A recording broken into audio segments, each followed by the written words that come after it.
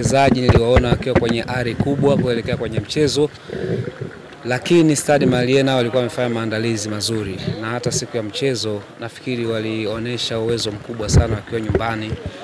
Walitawala mchezo katika maeneo muhimu na walishambulia kwa kujibu sana na walicheza kwa spidi kubwa, kiasi kwamba wakiwa wanashambulia walikuwa wanaingia wengi sana katika eneo la Simba. Simba wakiwa wakipoteza mpira walikuwa na shida kidogo, baadhi ya wachezaji walikuwa kama abiria uwanjani.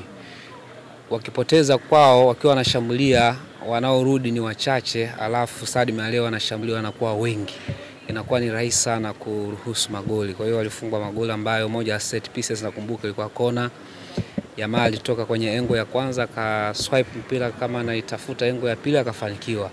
Kwa hiyo Stade Malien sio timu ya kubeza. Simba wanahitaji kukaza msuli sana, hata katika mchezo hapa Dar es Salaam watahitaji kufanya kazi kubwa ili wahakikishe kwamba wanapata matokeo mazuri kwenye michezo 4 iliyobaki kama wanataka kwenda robo finali. Unadhani ambacho kinawakwamisha Simba katika hizi mechi mbili za mwanzo nini? Fighting spirit ama ni kocha ama manager Pantev?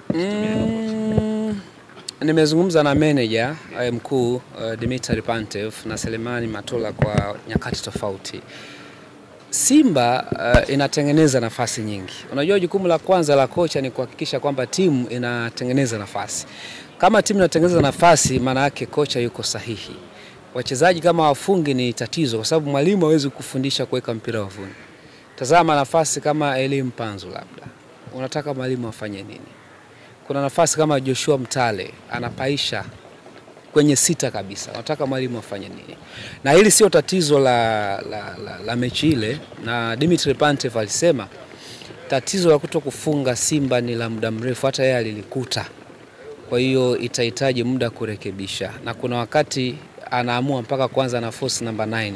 Anaona kama mastriker hawezi kumsaidia. Unakumbuka kuna muda alikuwa na mastriker wawili uwanjani. Alimuingiza Steven Dese Mkwala, akamuingiza Jonathan Soa, lakini bado hali ilikuwa ni ngumu. Alianza na Selemani Mwalimu ambaye na yeye hakuonesha makali sana. Kwa hiyo nadhani tatizo la Simba ni wachezaji kupoteza concentration katika eneo la kushambulia, na hii imekuwa ni kawaida. Hata mechi na Petro Atletico kama nakumbuka, wali create nafasi ambazo walipoteza. Elie Mpanzu alipiga chenga, mlinzi akabaki na kipa alipiga nje.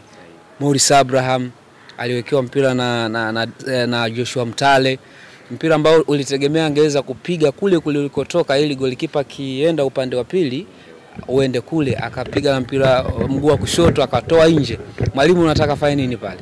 Kwa kuna makosa ya wachezaji ambayo nadhani wanahitaji kufanya kazi kubwa. Na nafikiri nimeongea na mwalimu pale Addis Ababa Ethiopia, nikamuuliza imekuaje, mbona kumekuwa na ubutu mkubwa. Akasema hata wao inawaumiza sana na wanafanya kazi kubwa kuhakikisha kwamba wanarejea katika makali. Kwa wachezaji wenyewe kuna muda unakubaliana kama morali ni kama inakuwa inashuka, ni kama wanacheza kama wameshinda hivi. Uone ile ya kupambana mwanzo mwisho. Tofauti kubwa ya Simba na Yanga iko hapo. Ukiwatazama Yanga waliocheza na JS Kabylie, unaona wana fight dakika ya kwanza mpaka mwisho, ni timu inatafuta kitu. Yanga na AS FAR Rabat pale Zanzibar, nafikiri Jadu likuwepo. Ilikuwa ni mechi ngumu, lakini walipush to the maximum mpaka wanapata matokeo. Na hii jihad ya Yanga inawafanya wanafanikia kwenye mazingira magumu sana. Lakini wachezaji wa Simba kuna muda unawaona ni kama wamerelax uwanjani, you don't see them pushing, kiasi kwamba wana shauku ile hamu ya kutaka kupata kitu. Hata wakienda kurusha wako relaxed, wakipoteza mpira kuna watu abiria uwanjani hawarudi kukava nafasi. Lakini Yanga wanaweza kashambulia, wakipoteza wanarudi kama nyuki, wote wa mbele wale wanakwenda press juu akisha kuchukua mpira tena. Lakini Simba utaona wanashambulia, wakisharudi wanarudi wale viungo na walinzi. Kuna watu kama 3 4 mbele kule wanatembea. Sasa mpira hawezi kuwa hivyo. Kwa hiyo wanahitaji kuimprove mazoezini, wanahitaji kuongeza morali, wanahitaji kuongeza fighting spirit kwao. Kapumzike boss.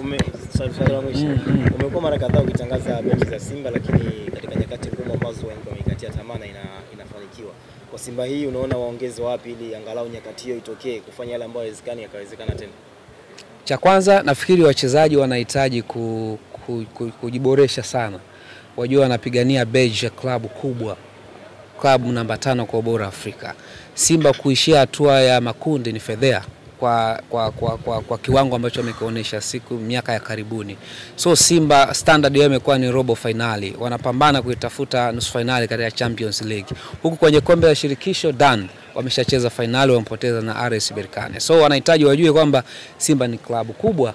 Lakini kwa Dimitri Pantev nafikiri pia ana kazi ya kufanya, kutengeneza morali kwa wachezaji na kutengeneza setup ya timu ambayo itamsaidia yeye kuhakikisha kwamba anatumia nafasi ambazo wanazipata, kwa sababu creating chances bila kuscore ni kazi bure. Zamani wanasema kazi bure ndo kama hizo.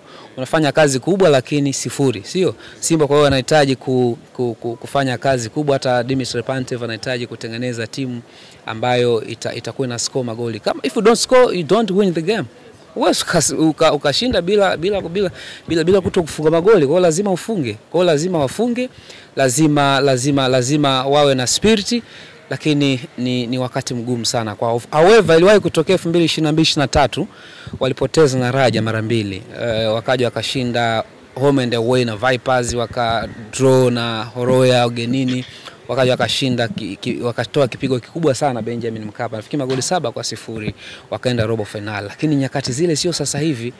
Wale Stade Malien, Esperance de Tunis, Petro Atletico, my brother, ni hard kweli kuwapiga wale. Kwa hiyo Simba mbaya sana kwenda ugenini tena.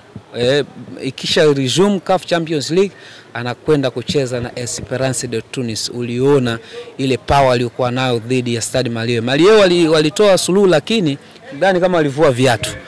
Ilikuwa ni kazi ngumu sana. Kwa hiyo mimi mnyama atakuwa na mechi ngumu sana na Waarabu pale ugenini Tunisia. Asante sana boss.